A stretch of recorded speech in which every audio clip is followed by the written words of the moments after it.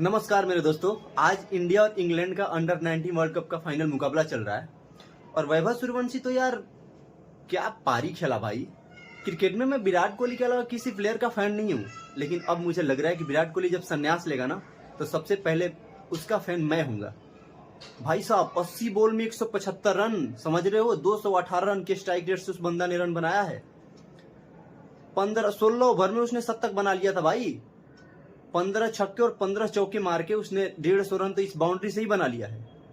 भाई मुझे तो जब मैं मैच देख रहा था ना तो मुझे समझ नहीं आ रहा था कि ये लाइव चल रहा है या हाईलाइट चल रहा है। अरे यार क्या क्रिकेट ऐसा नहीं है भाई कि चलो बैट घुमा रहा है तो छक्का चौका जा रहा है, ऐसा नहीं है। वो क्रिकेटिंग शॉट मार रहा था भाई। कमेंट्री जो कर रहा था वो लोग ना, आकाश चोपड़ा और पता नहीं कौन कौन था, वो लोग हंस हंस के पागल हो गया था। इसलिए मैं बोलता हूँ भाई कि एक बिहारी 100 पे भारी। एक बिहारी अकेले आज इंग्लैंड वाले को धूल चटा दिया। और मुझे उम्मीद है ना कि इस बार का जो आईपीएल होने वाला है, इस आईपीएल में ये बंदा धमाल मचाने वाला है। किसी बॉलर को बख्शने वाला नहीं है भाई। तो तैयार हो जाओ सारे बॉलर लोग, आईपीएल में सूर्यवंशी सबकी